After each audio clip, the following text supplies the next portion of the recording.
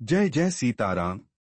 Channel भक्ति 214 पर आप सभी राम भक्तों का हार्दिक अभिनंदन। इस एपिसोड में आप देखेंगे एक संस्कारी पत्नी की फटकार भी मनुष्य को महान बना देती है। आइए देखते हैं एपिसोड नंबर 1।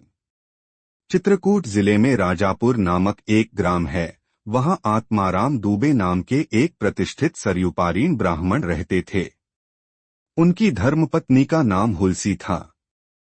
संवत 1554 की श्रावण शुक्ला सप्तमी के दिन अभुक्त मूल नक्षत्र में इन्हीं भाग्यवान दंपति के यहाँ 12 महीने तक गर्भ में रहने के पश्चात गोस्वामी तुलसीदास जी का जन्म हुआ। जन्मते समय बालक तुलसीदास रोए नहीं, किंतु उनके मुख से राम का शब्द निकला। उनके मुख में 32 दांत मौजूद थे। उनका डील डॉल 5 वर्ष के बालक का सा था। इस प्रकार के अद्भुत बालक को देखकर पिता अमंगल की आशंका से भयभीत हो गए और उसके संबंध में कई प्रकार की कल्पनाएं करने लगे। माता हुलसी को यह देखकर बड़ी चिंता हुई।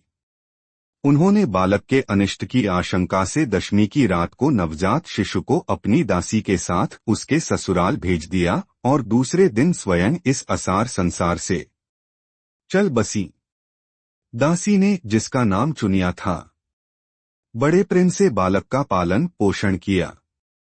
जब तुलसीदास लगभग 5.5 वर्ष के हुए, चुनिया का भी देहांत हो गया। अब तो बालक अनाथ हो गया। वह द्वार द्वार भटकने लगा। इस पर जगज्जननी पार्वती को उस होनहार बालक पर दया आई। वे ब्राह्मणी का वेश धारण कर प्रतिदिन उसके पास जातीं और उसे अपने हाथों भोजन करा जातीं। इधर भगवान शंकर जी की प्रेरणा से रामशैल पर रहने वाले श्री अनंतानंद जी के प्रिय शिष्य श्री नरहरियानंद जी ने इस बालक को ढूंढ निकाला और उसका नाम राम बोला रखा।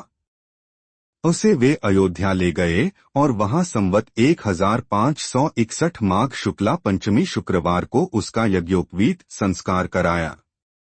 बिना सिखाए ही बालक रामबोला ने गायत्री मंत्र का उच्चारण किया, जिसे देखकर सब लोग चकित हो गए।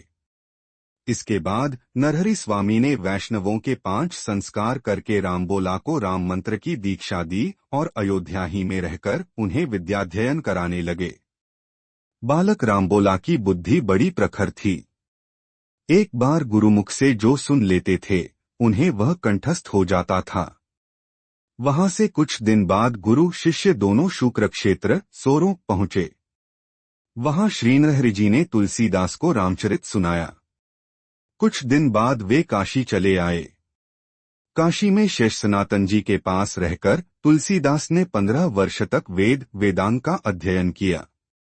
इधर उनकी लोकवासना कुछ जागृत हो उठी और अपने विद्यागुरु से आज्ञा लेकर वे अपनी जन्मभूमि को लौट आए। वहां आकर उन्होंने देखा कि उनका परिवार सब नष्ट हो चुका है।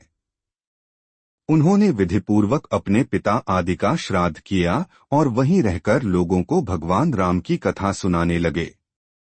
संवत 1583 ज्येष्ठ शुक्ला 13 गुरुवार को भारद्वाज गोत्र की एक सुंदरी कन्या के साथ उनका विवाह हुआ और वे सुखपूर्वक अपनी नवविवाहिता वधू के साथ रहने लगे। एक बार उनकी स्त्री भाई के साथ अपने मायके चली गई। पीछे पीछे तुलसीदास जी भी वहां जा पहुंचे।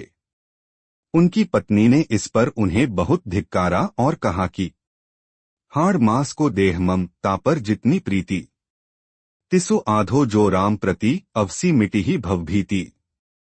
तुलसीदास जी को ये शब्द लग गए। वे एक क्षण भी नहीं रुके, तुरंत वहां से चल दिए। वहां से चलकर तुलसीदास जी प्रयाग आए। वहां उन्होंने गृहस्थवेश का परित्याग कर साधुवेश ग्रहण किया। फिर तीर्थाटन करते हुए काशी पहुंचे। मानसरोवर के पास उन्हें काकभूषुंडी जी के दर्शन हुए। काशी में तुलसीदास जी रामकथा कहने लगे। वहां उन्हें एक दिन एक प्रेत मिला, जिसने उन्हें हनुमान जी का पता बतलाया। हनुमान जी से मिलकर तुलसीदास जी ने उनसे श्री रघुनाथ जी का दर्शन कराने की प्रार्थना की। हनुमान जी ने कहा, तुम्हें चित्रकूट में श्री रघुनाथ जी के दर्शन होंगे। इस पर तुलसीदास जी चित्रकूट की ओर चल पड़े। चित्रकूट पहुंचकर रामघाट पर उन्होंने अपना आसन जमाया। एक दिन वे प्रदक्षिणा करने निकले थे। मार्ग में उन्हें श्रीराम के दर्शन हुए।